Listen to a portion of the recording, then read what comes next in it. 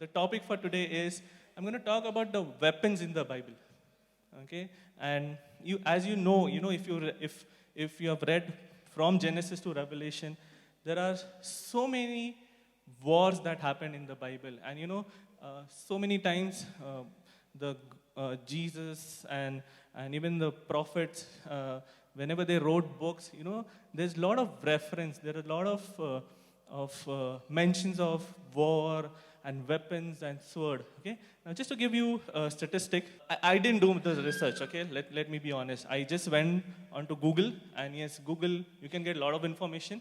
Just ensure you type the right keywords, because if you type wrong keywords, you land in a wrong website and wrong stuff. Okay, so there are close to 150 instances of war and death in the Bible. Okay, 150 instances from the entire Bible, not only Old Testament, Old and New. And approximately, there are scholars who are still studying the Bible. Bible is so mysterious, it's so vast that people, after thousands of years, are still studying. They are still researching. They are still finding references and they're just studying deeper into the Word of God with all the translation. And they have estimated there are 24 million death recorded in the Bible. Okay, it's an estimate, okay, based on, because sometimes the numbers are not explicitly mentioned, but looking at the age, the era, the population, they come to this number 24 million times, okay? And Israel did not win all the battles. Am I clear so far? Okay, if you think that God was on Israel's side and Israel win every battle, no, that's not true. There are so many battles that Israel lost because of their own reasons. Because it was not because God wanted them to lose, but they lost because they didn't obey God. All right? So it's possible that you're not winning every battle in your life.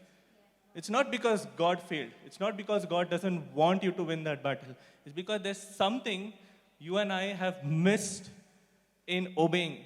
I have missed following the instruction. You and I have missed the instruction that our pastor, our spiritual covering give to us, and we don't obey. Amen? All right. Okay. So today's topic is about weapon. Okay. I don't know, anybody over here actually likes weapon? Has anybody ever fired an actual weapon? Did you feel good after firing a weapon? It's a joy, right? It's so much thrill. It's so much fun. I remember once I was in US and we went to a place. It's a small story. I hope you all like to hear stories. And I went to that place, and I love weapons just because it's such a marvelous engineering, especially modern weapon. Because a small bullet with just a push of a small trigger can propel a bullet to such a high speed and intensity with so much heat and energy. That engineering just fascinates me. And I'm a very tech and engineering guy. I love, and all my childhood I've been studying about bullets and guns. And my past life, I have two life. I have a life before I was saved, in my past life. All my wallpaper, my name, my aliases were all very, how to say it in a nice way, very brutal, yeah, okay? Now I call myself as Robin Fly High, okay? Now, before getting saved, my name was Robin Havoc, okay? I used to play a game called Counter-Strike, and in that game, it's a team player, where two teams battle together. I don't know, Elena, if you should put this on a video or not, but I was very good in playing Counter-Strike, and my name in that was Havoc, okay? And you play on the internet, then people praise you, we need to kill this Havoc, he is actually creating havoc and all. I used to feel nice.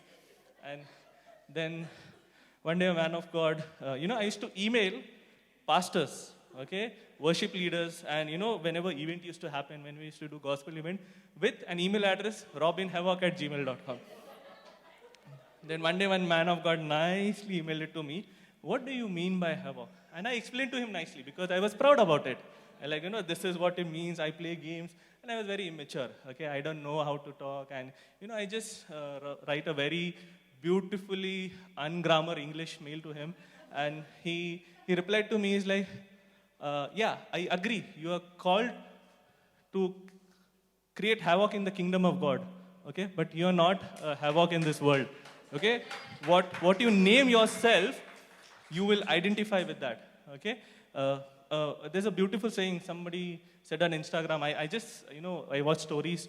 It says like, you become what you think, okay? You become what you read. You become what you say, okay? So it's very important that you change yourself from within, inside.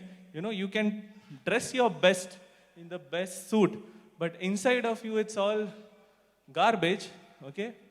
The first word that comes up to your mouth, the other person will come to know who you are, okay? So, yeah, and when I went to that place, I had so much joy, I had so much fun, I had a choice of 24 weapons were there. Thank God. I wish there was a bazooka, but there was no bazooka in that list. Yeah, and I had an opportunity to fire a pistol, a sniper rifle, AK-47, a Beretta, and a machine gun. So, I fired. It was so much thrill. And then after that, I fell in love with weapon more because, I understood that how powerful a weapon is. Because it has a capacity to not just kill, it can destroy. Okay? It has upgraded. So, my fascination with weapon, it's not actually decreased after firing. I feel like, I should one day go on an F-22 and fire and bomb. Like, whenever I see war videos, I like, oh, wish I was in that plane, bombing the enemies and all. So I still have that feeling. So, yeah, weapons in the Bible, all right? And let's see all the mentions and the references of the weapon in the Bible in the Old Testament. The first one is Isaiah 54, verse 16. Can we all read it together? I have created the blacksmith who fans the coals beneath the forge and makes the weapon of destruction. And I have created the armies that destroy. Amen? Who's saying this? You're not sure.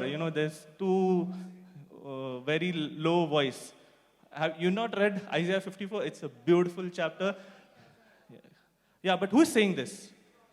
God is saying, okay? Now, God is someone who has created people to forge weapon. Okay? Now, he's talking and referring to all the physical weapon. Okay? Now, the reason I said, I took that gun example is because God is using physical weapon, to win war, okay? There was no war, there were few wars which were won without using any weapon. Okay, I believe everybody is aware about those, okay? The army just shouted and they just praised and there was a confusion in the enemy camp and they just killed each other, okay? But God used physical weapon to win an actual war as well. Amen? Okay. In that same chapter, it says, but in that coming days, no weapon turned against you will succeed. Okay? Now, this verse is quoted many times. Everybody knows this verse. How many of you know this word or heard this verse before? Okay. It says, no weapon formed against you will succeed. And we feel very happy. We say, hallelujah, praise the Lord. We give offering, we give tithe. We come and say, Pastor, very good sermon. No weapon formed against us will ever succeed. But the key is, the important thing you need to understand is, weapon will get formed against you. Okay? It's so important to know your enemy. Whenever a war layout is planned, a battlefield or a plan happens, the first thing is they make a list of their enemies and they also make a list of all the weapons that they have. Okay? Because if you go against an enemy which has more powerful weapon, what would be the result? You will lose the war. Okay? And I actually like the 26th January parade in India. How many of you watched that? Okay? It's like from my childhood. And maybe that's one of the reasons my fascination for the weapon is is so, like, my father, I wanted to go out and play because it's a holiday, but my father will make sure that I sit and watch that parade. And, the dancing parade, the dancing part, I never enjoyed.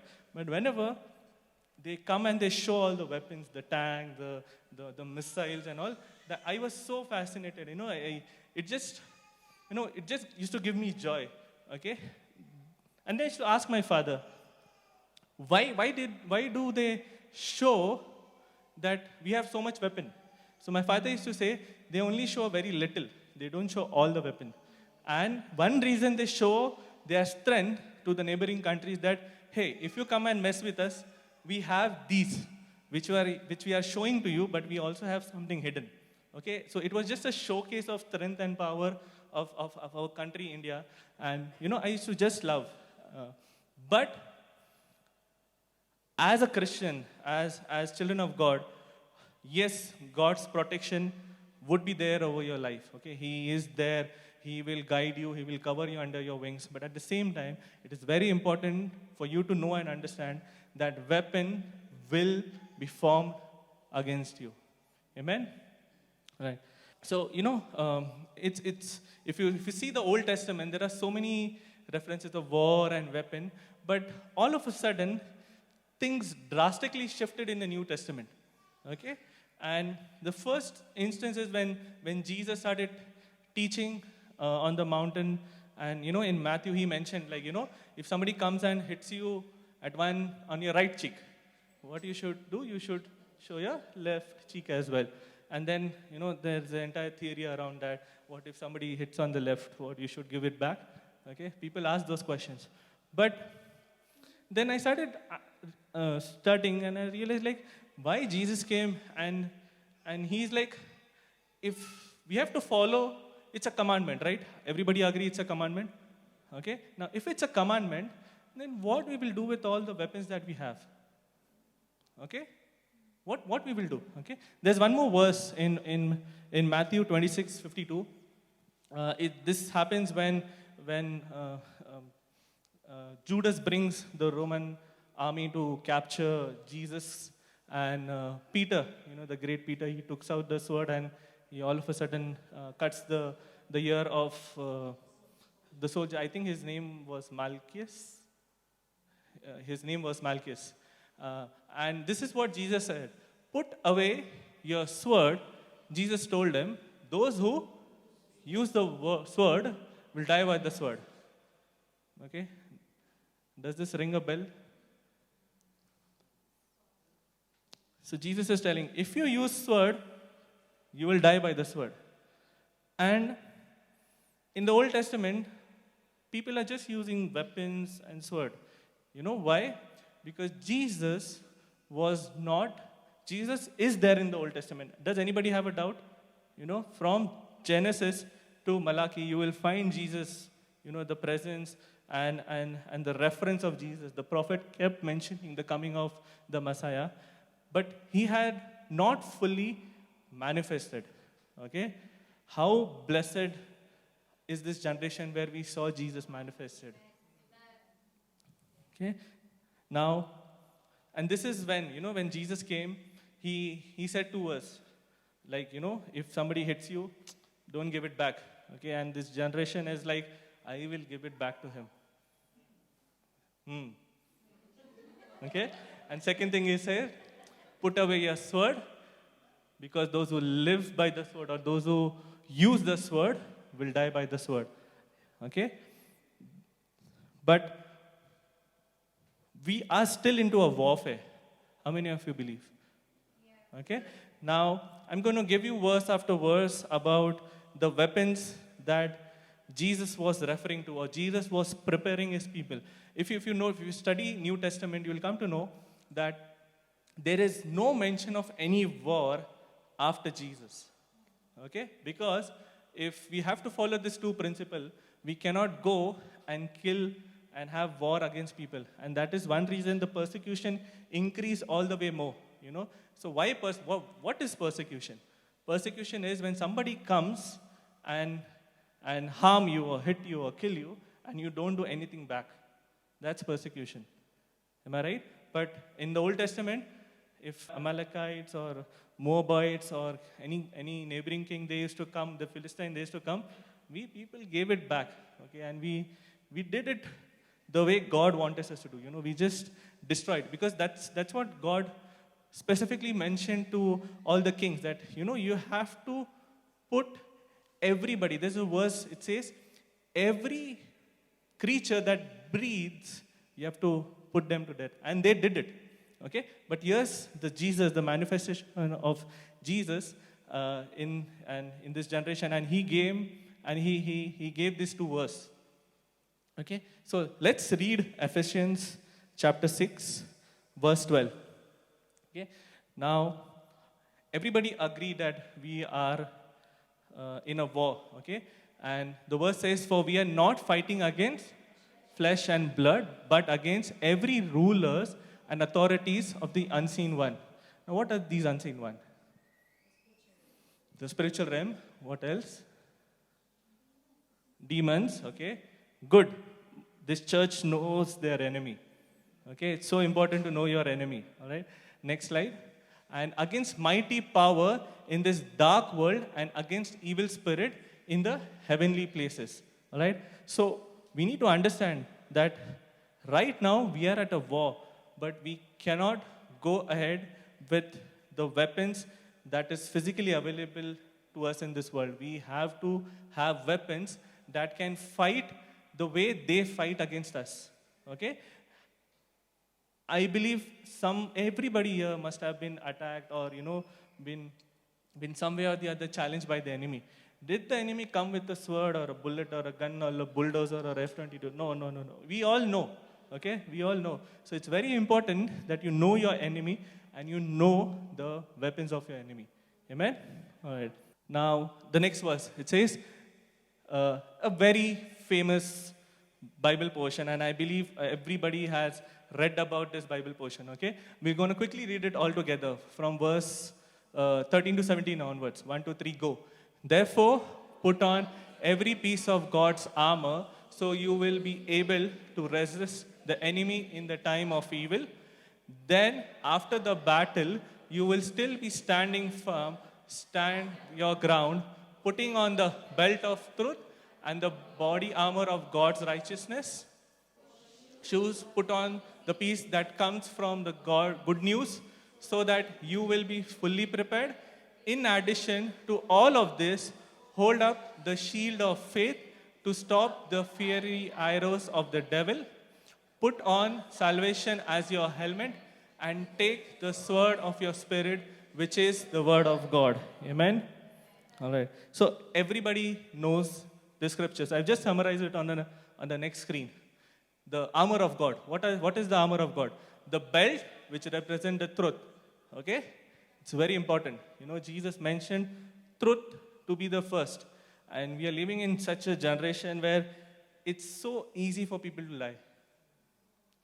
So, I just don't want to emphasize more, but you all know, we are all spiritually intelligent church. We are all very well educated, and we've been rooted in this church, and we know every teaching, okay? So, you should make sure you always speak the truth, okay? And if it's coming from me, I really mean it, okay? Because, my past life, I know how to lie on face. And trust me, I was good at it. I could have easily get away. My wife still has complaints. Like, she still says, "Ye bahut fekhta hai." There are times I still do, but yeah. But when it comes to the kingdom of God, no. You should make sure that you wear the belt of truth, okay? Second is body armor of righteousness. Everybody know what righteousness is. Third is shoes. The peace, okay? The peace. Who is the peace? Who is the Prince of Peace? Jesus, okay? So you need to make sure that Jesus is in you, okay? You wear the shoes of peace. The fourth one is shield, okay? If you have everything else, and if you don't have the shield, okay, it's only a matter of time. The enemy would be easily able to attack you, okay? You need to wear the salvation, the helmet of salvation, okay? And the last, of all of this, only sword is actually a weapon, okay? What is sword represents?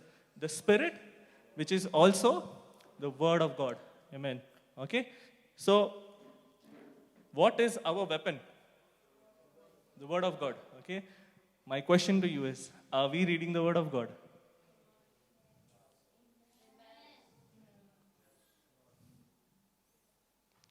So, we know our enemy. We know the weapons the enemy use. We know what is our weapon. But the most important question is, are we filled with the Spirit? Do we have the word of God? Do we have the sword or the weapon that is required to fight in the heavenly places, in the dark world? Okay? You don't need to answer me. Answer it to yourself. Okay? Revelation 1:16. Okay? It's a beautiful book. And it says, he held 7 stars in his right hand, and a sharp, two-edged sword came from his mouth. Okay? You know, when Pastor Priji was doing the study of Revelation, he did mention, it's like, if you close your eyes and imagine a two-edged sword coming out from the mouth of Jesus, it's not pleasant. But it's still mentioned in your and my Bible, because it's so important that what is this two-edged sword represents? What comes out of your mouth? Word. What comes out of your mouth? Okay? And his face was like a sun in all its brilliance. Okay? It's so important that you equip yourself with the word of God, which is a sword. A few weeks back, I just saw a vision on somebody, and I went and I said, okay, this is what I see. And after a few weeks, that person came and preached here. Trust me, I saw what physically manifested. The word that was coming out of that person was actually a two-edged sword. Okay? So it's so important to know your word, so that whenever you speak from the word, okay, don't manipulate, don't add, don't remove. In the book of Revelation, it's written, do not add or do not remove anything from this word of God. All right? So you should know your weapon. You should know your sword. The next verse, it's Hebrews 4:12. For the word of God is alive and powerful. Read it again. For the word of God is alive and powerful. Okay? Now, hold on. We'll read the rest. Now, if you noticed, what is the word of God? Your Bible. Okay? Now, whenever, I'm a very statistical guy. I love numbers. Any data scientists over here? Okay, somebody smiling with that's Subodh. I love numbers. I love statistics. I have faith. But when it comes, I like to prove things, in geometry, therefore this is proved. I love maths, unlike my spiritual father. He hates maths. Oh, I love maths. And, if you study statistics, if you read the stats or facts about the Bible, you'll come to know that the Bible is written across 4,000 years. Okay? And there were 35 authors who wrote the Bible. Okay? But now, in this very time, if you read the Bible, you will never see anything out of context. Everything is in sync. Everything is in a line. How is this possible? Only because it was written by the inspiration of the Holy Spirit. Okay? Now, read the word carefully. For the word of God is alive and powerful. Okay? Trust me. Out of the 35 authors, okay, everybody died. Okay? But still, the word of God is alive and powerful. Okay? That's the mystery of the word of God. That's the essence and the beauty of the word of God that you and I have. In our life, okay, we may live up to 60, 70, 80, or at the max 90, because, the life, average life of a human being is getting reduced day by day for whatever reason.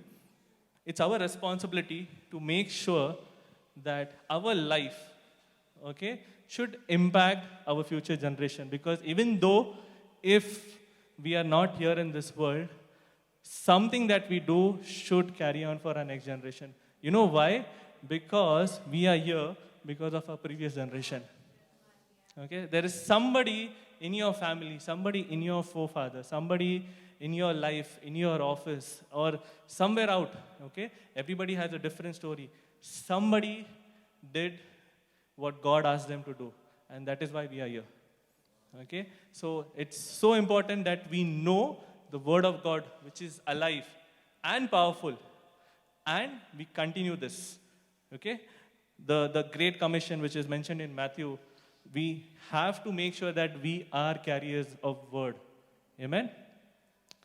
The next part it says, it is sharper than the sharpest two-edged sword, cutting between soul and spirit, between joint and marrow. Okay? It's cutting between soul and spirit. Okay? Soul and spirit is not tangible. Okay? What is tangible? The thing that you can see, touch, feel. Okay? But the two-edged sword, the word of God, can cut between soul and spirit, between joint and marrow. It exposes our innermost thoughts and desire. Okay? So it's so important that when you read the word of God, and if you're not convicted of anything, then there's a problem. Okay? So make sure that you keep reading the word of God. You keep meditating on it. You keep living on it. You know, it's not easy. But trust me, it's not difficult as well. Okay?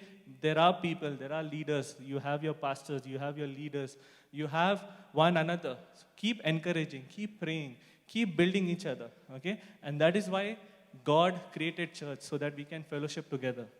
Amen? And trust me, I'm so proud of this church. You know, we were away last week, and we were planning our schedule, and I said, oh, we need to, we may miss church. Can we miss church? I said, no. We cannot miss church, because this church has given us so much. There's no reason in this world that I cannot miss being in the house of God. Okay? And because we are in this church, we've been mentored, we've been taught by such man, we have no excuse. Okay? I keep telling my wife, I have come to a place in my life where I have no choice. I have surrendered. I have decided that I will not do certain things. I won't say a certain thing, because I myself has not given an option to myself. Okay? We Christian, we usually say, okay, can we do it one time? Okay? Trust me, even that one time is enough for you to fall into a trap of the enemy. Okay? Don't get into a conversation or a situation where you say, okay, let's do it one time. Okay? And I know what I'm referring to. Okay? Be it anything in your life, just make sure that you keep yourself so holy, so set apart. Okay? And if you feel it's difficult, just come and sit with your pastor. He'll teach you how to be holy. He'll teach you how to be persistent. He'll teach you how to be righteous. Amen? The last verse for today, it's Proverbs 18:21. It says, the tongue can bring death or life. Those who love to talk will reap the consequence. Okay? Your tongue, it can bring death or life. Okay? So, guard your tongue. Okay? Because sometimes we don't know. Knowingly or unknowingly, we say things. We utter things. Okay? Even in our conscious and even in our subconscious mind, if you've been following the cloud service, Pastor Shaiju Matthew yesterday said, you need to be aware in your conscious and in your subconscious mind as well. Okay? So make sure that you speak life. Okay? I love Toby Mac, all Toby Mac fan in the world. That hashtag speak life. There are very few people I follow on Instagram, and one is Toby Mac, and he speaks life. Okay?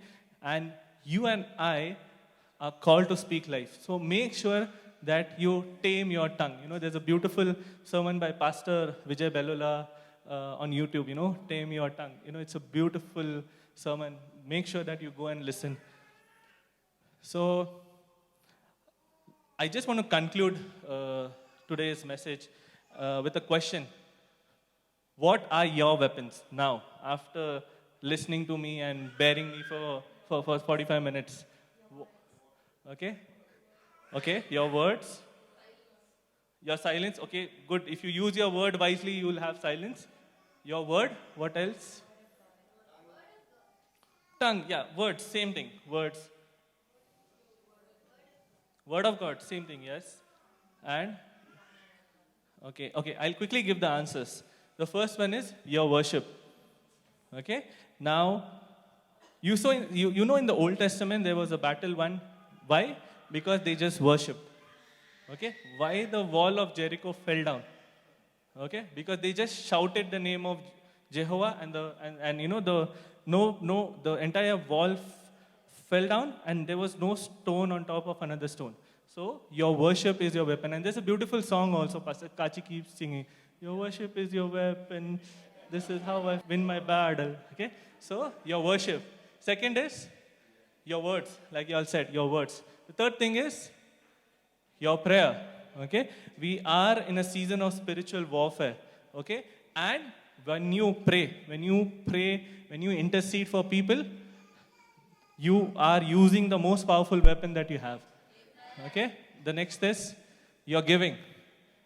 Okay, when you give into the house of God, when you sow, there are strongholds, there are bondages that are broken just by the principle of giving. Okay, so I know this church, I'm proud to say this church is a giving church. Okay, this church knows how to build altar. This church know how to give, and I'm so proud of you.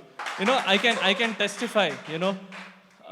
We had a tough season, but even in that tough season, we decided we'll continue to give, we'll continue to build altars, and trust me, when you give, it's the best weapon against any stronghold that you have in your life. Okay, and the last weapon is you yourself. You are a weapon. You are created to make havoc in this world. Okay? You are created so that you will break down stronghold. You can bring people into life. You can pull out people from darkness. Okay? And it's possible. The reason is because you and I are saved today because of somebody.